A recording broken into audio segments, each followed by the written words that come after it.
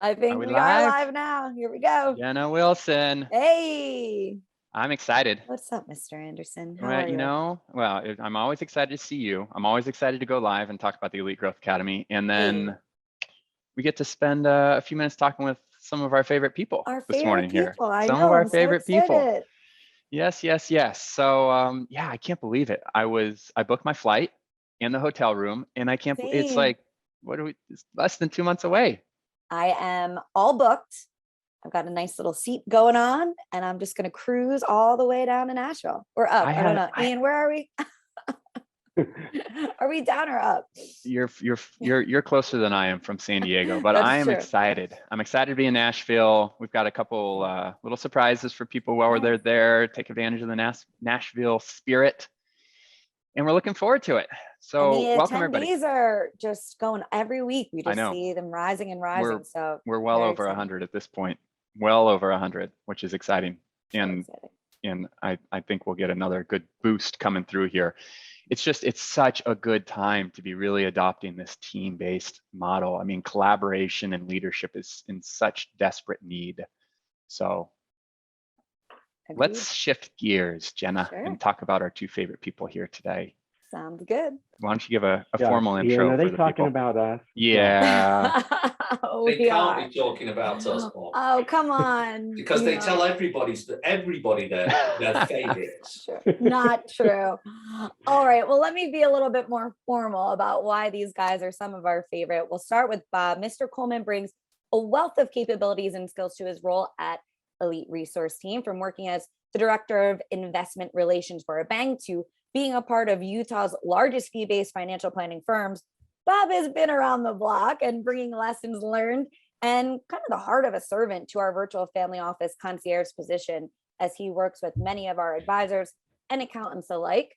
Not to be outshined by Mr. Coleman, Mr. Welham is a chartered accountant that started with Ernst & Young, and then he moved out of public practice and became a CFO for a Barcelona-based publicly traded company. He's also held CEO and COO positions in Hong Kong, the Netherlands, Belgium, and the US. And he is very hands-on with the CPA firms and advisors that we work with to help them maximize their profit potential, adding revenues, adding new revenue streams, and helping CPAs really move into that high-value advisory service as our proactive planning coach. Now, Ian and Bob have been certainly instrumental in working with so many members of our community. So what can our attendees of the Elite Growth Academy expect to hear from you gentlemen in June? Take it away, Bob. Yeah, thanks, Ian. Love the question. And first of all, I just have to say, I love being a part of Elite. You know, I've been a part of the organization as an advisor for 4.5 years, been a part of Elite, the internal team now for 7 going on 8 months. And to be on both sides of it and to be able to see what is being delivered and what can be done and accomplished as an advisor, and now being on the internal team, being able to help and serve that way, it's an amazing organization. And amazing really seems like an impotent word, but it's the best I can come up with in the moment. So there you go. But what are we going to be delivering, and what can they expect from Ian and I as the proactive planning team in Nashville? Well, the intent behind this is to help advisors and their CPA partners understand what's possible with the model. There's a learning curve in learning the model. How do you implement it? How do you become proficient in it? How do you speak the speak? How do you engage with CPA partners and really learn how to make that be a part of your everyday living? The other part of this, and this is where Ian and I really come into play, is how do you engage the specialists? How do you now get profitable and productive and making cases work and start turning revenue for not only yourself, but your CPA partner? And, at the end of the day, how do you become this really high level advisor and proactive planning team, i.e. you and your CPA partner, to where you're delivering such high value for those clients that they just can't live without you. And really, that's where we come into play. Ian and I help you walk through each step of this process and implement at a high level to where money starts being made, clients become raving fans, CPA partners are just thrilled with the life change that you're bringing to them because of the implementation of the model. So we're going to speak more on how you implement and how you engage with us, how we help deliver this higher level of value. You know, that's such a key piece to what we can bring. Did that answer the question? I hope, maybe, kind of, sort of, a little bit. Absolutely, yes. Love it. Ian, anything you would add? I think Bob did a great job there. It's all about, you know, let's start with the thought. If we deliver the highest value we can to a client, deliver things that they weren't getting before, they become clients for life, and we've done the right thing. I think overall, that's the most important thing. We do the right thing by our clients, and that's a great position to be in. And the team-based model that we have, that enables that to happen. So I'm looking forward to it. Nashville, here we come. Let's run with that for a sec. I mean, both of you kind of touched on this and referencing the team-based model. It's almost, it started as kind of a concept, but I think what has evolved is this mindset. And there's a clear difference between more of a team mindset and more of a eat what you kill competitive mindset. And I'd be curious if either of you want to kind of speak to that, the difference that you're seeing in more of the 2022 type of experience with a team and collaboration. Is it something that's even more important than ever before? Is it something that all advisors have, some advisors have? How important is it from your perspective? Let's just run with that for a minute. Yeah, I mean, I think I can jump in here, Anton, and let's just break it down. You know, the poorer advisors, they work in a silo. Average advisors, they tend to cooperate. Great advisors collaborate. And the team-based model is about collaboration. It's 100% about collaboration. If I think about the team-based model mindset for a moment, let me think about it in professional sports teams, because they actually do that really well to be successful. I mean, it's not going to go down well with everybody, this, Anton, but do you think the Patriots were successful just because they cooperated or worked in silos? No. They had leadership from Bill Belichick off the field and Tom Brady on the field. And what that led to was true collaboration across the 53 players on the roster, right? Yeah. And success comes because of that collaboration. I guess I also want to think in terms of mindset. Collaboration really is a form of the highest level of trust there is, right? The highest level.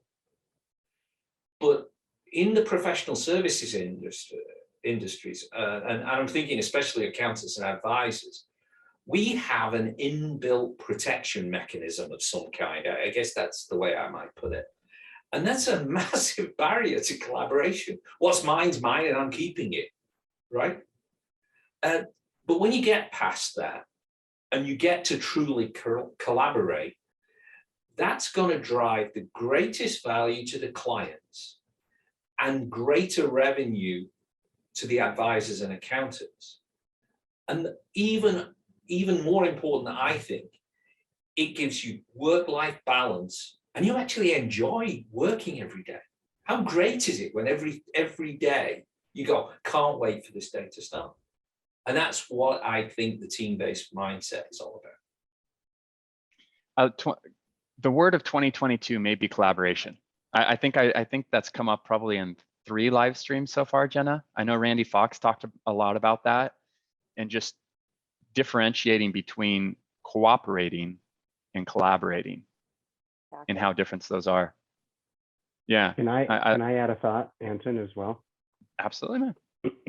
you know, and particularly looking at my own personal transformation and evolution through the model, you know, a big word for me in 2022 also is this mindset piece, because you can't think about being a collaborative advisor with the same mindset that you came to the model being a working in a solo advisor. It's a different thought process. It's a different way of viewing yourself, viewing your partnerships, viewing the client. And it takes an evolution and a transformation to move from that silo advisor to that collaborative team-based approach. And, you know, Ian and you, Anton, you both hit on it. It's, you know, getting out of your own way and getting out of the selfish mindset of me, but getting into this place of seeing that there is so much more that's available when you open yourself up to collaboration. That mindset piece is such a huge thing for me. And I see that all the time in the advisors when I'm working with them. Of it's fun to watch that progression take place for them as they move along that path and get to the collaborative mindset. Yeah, love it. Well said. So let's run a little bit down the direction of planning, because both of you are running our internal proactive planning team, and you're available for the advisors and their accountants to kind of help them to navigate planning opportunities, virtual family office experts, and that's where you're living like day in and day out. Just you're so familiar with that. What is planning?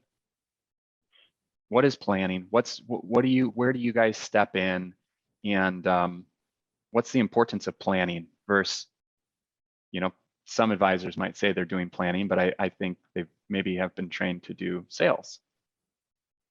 I'll jump in here. To me, again, mindset. The difference is, hey, I'm used to being a product peddling salesperson, as opposed to I am shifting the way I think and feel and behave in the implementation of the model. And that shifts into a mindset of being a collaborative planner. And a planner isn't just working through a case or, you know, even doing a CIQ with the intent to sell a product. You know, everybody wants revenue for sure.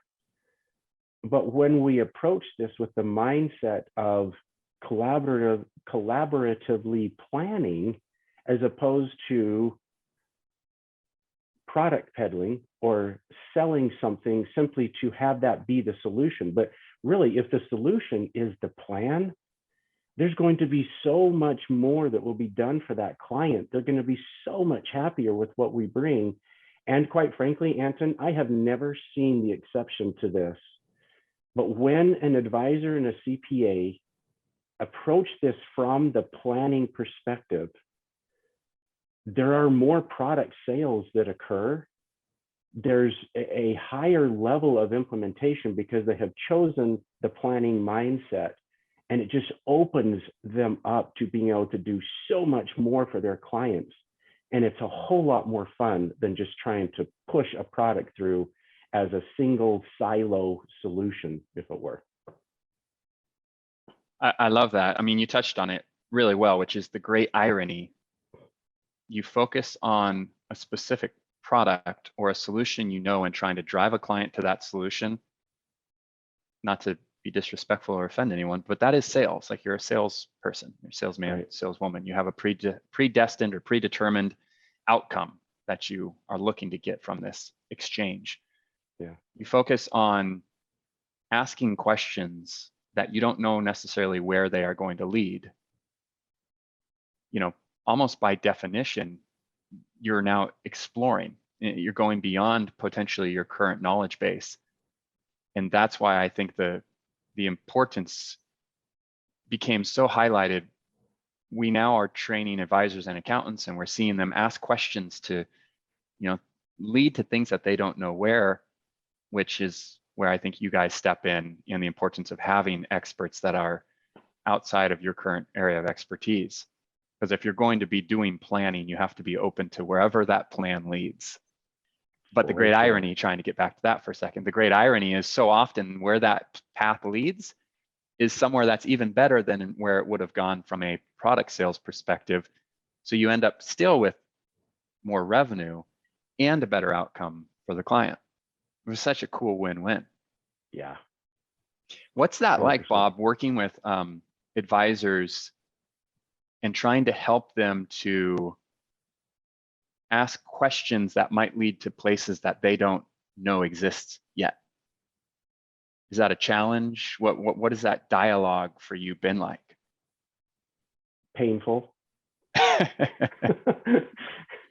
Because it is they a have to trust mindset you. shift. Is that it? Yeah, they have to trust, yes, not only trust the system, trust the model, trust the process, trust me that I can help them, trust Ian that we can help them through this expansive process.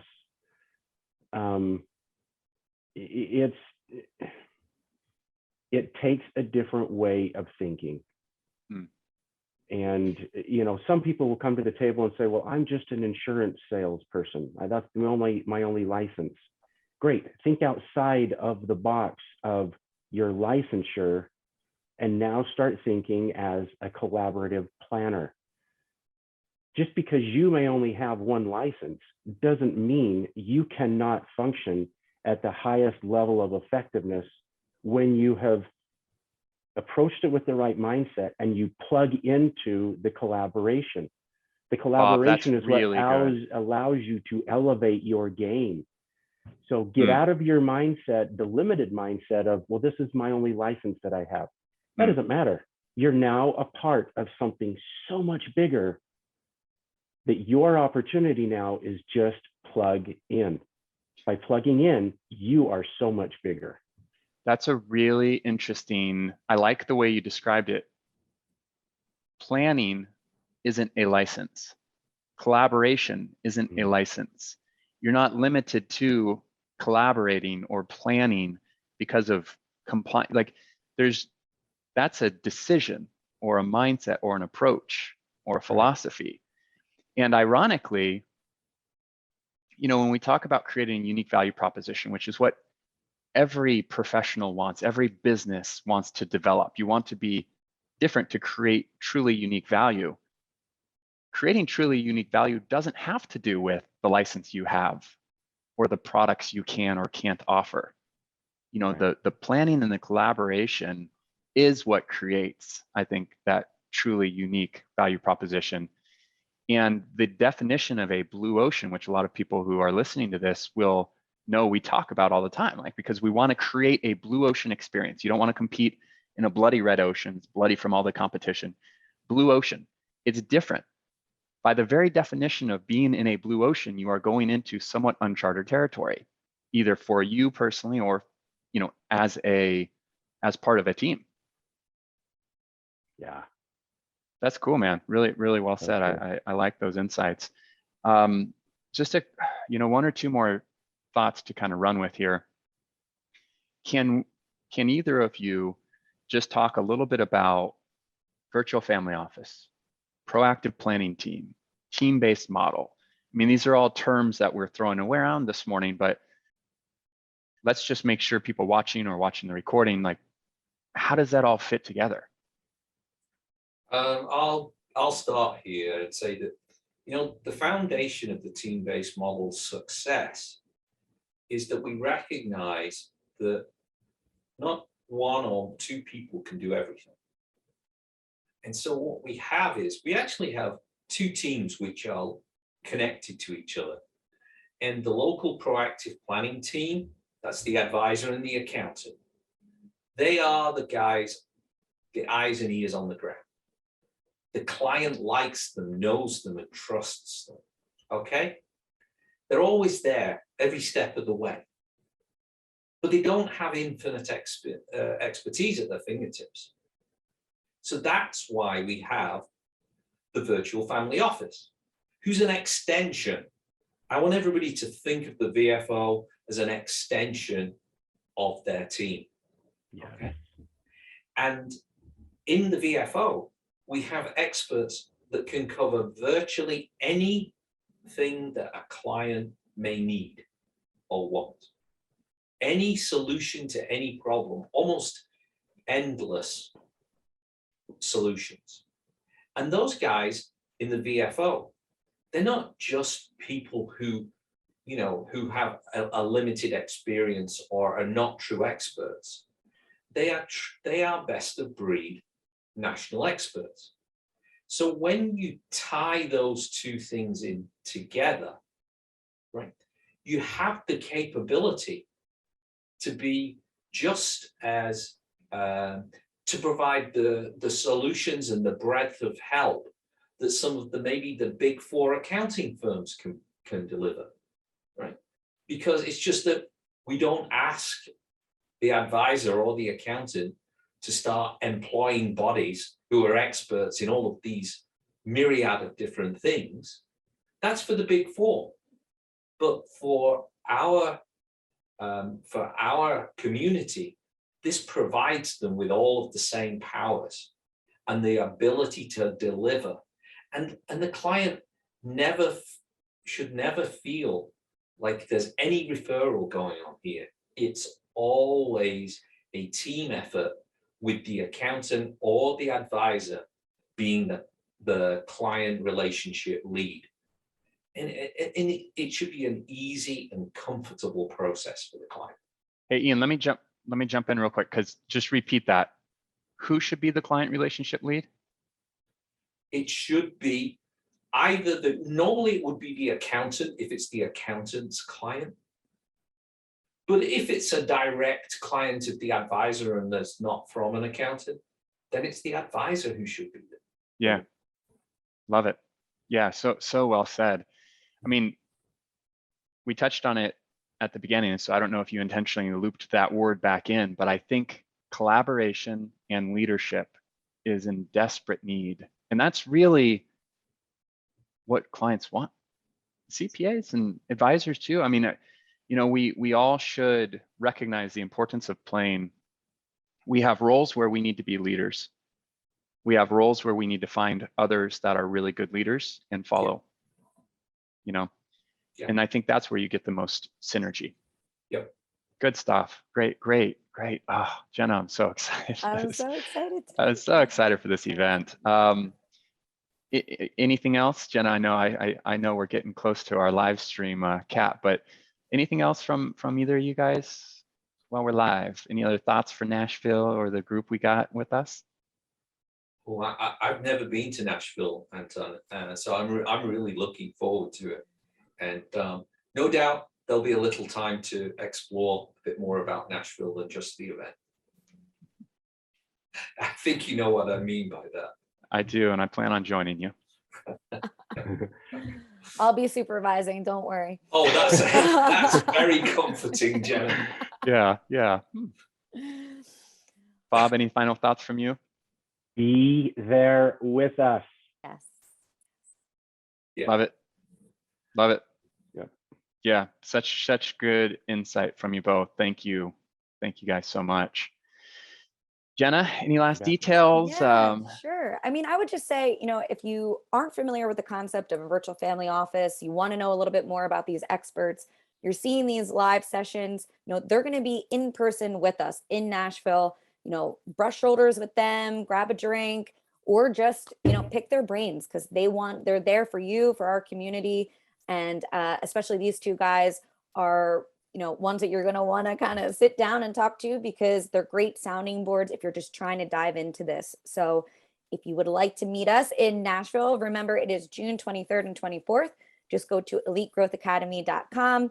You know, again, our kind of attendees are ticking up every week. So we'd love to see you there and make this kind of the blowout event that we know that it can be and is already shaping out to be. So very, very excited.